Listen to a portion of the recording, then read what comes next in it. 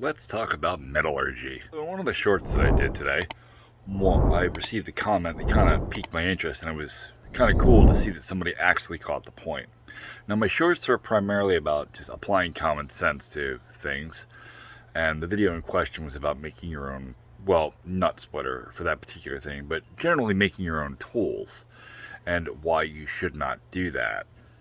So, the comment was talking about it's a shame that metallurgy is kind of becoming a lost art. And that was the real point. You see, making your own tools is all fine and dandy if you know what you're doing. And if you watch the DIY video on how to do it, you still don't know what you're doing. And here's why. When I say that you don't know what you're doing, I mean the largest percentage of people. There is a select few, blacksmiths, maybe some mechanics, welders, people that work with metal a lot, generally know that there are rules to metal, and specifically there's different types of even the same metal.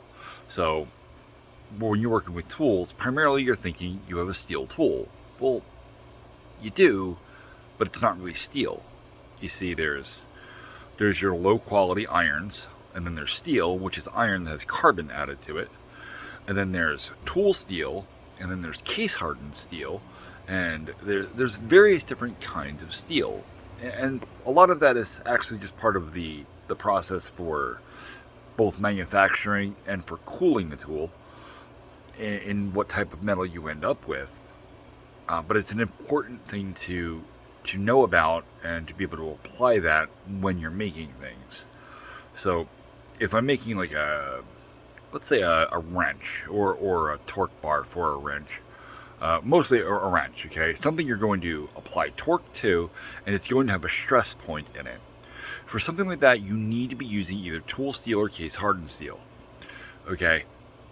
And that's because case hardened steel the metal is actually harder and has contracted more on the outside than it has on the inside of the tool. And that creates a very rigid sort of structure to the outside, but it's still a little bit soft and a little bit malleable inside.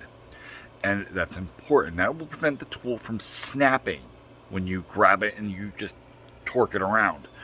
Okay, now that doesn't mean it won't break. I mean, I've broke lots of Craftsman and Snap-on tools because I'm an asshole, and I put an 18-inch torque bar on a wrench that was never meant to hold that kind of torque, and they break.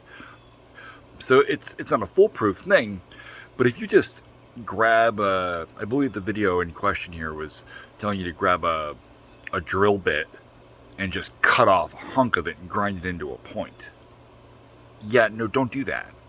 Because if you do that, if you were to follow this tutorial for this video, first of all, you'd have a tool that doesn't work, and that was evident by the tool. If you actually watched that full video, it was pretty funny.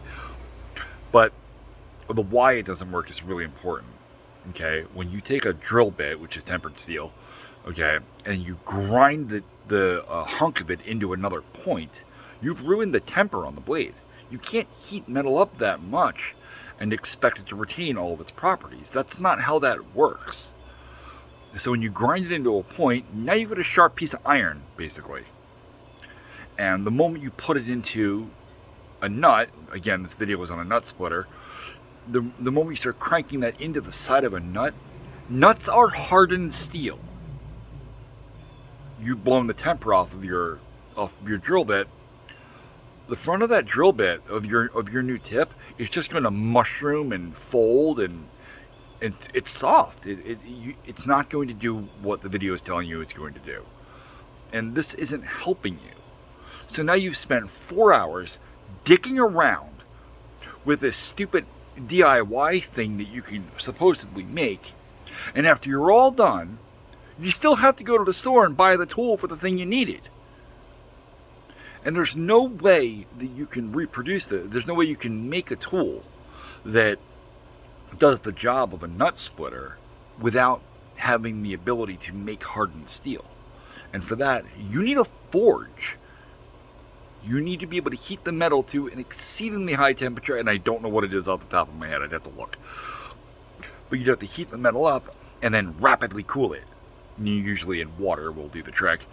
Although some smiths use various oils. And again, I would have to look into that because I'm not a master blacksmith by any stretch of the imagination. I can use a peening hammer to some degree.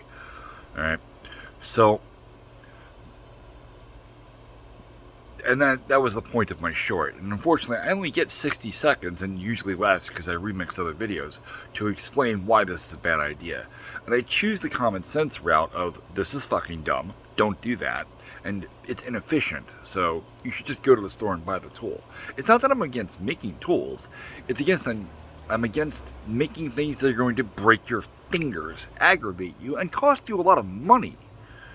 So, subscribe for more common sense.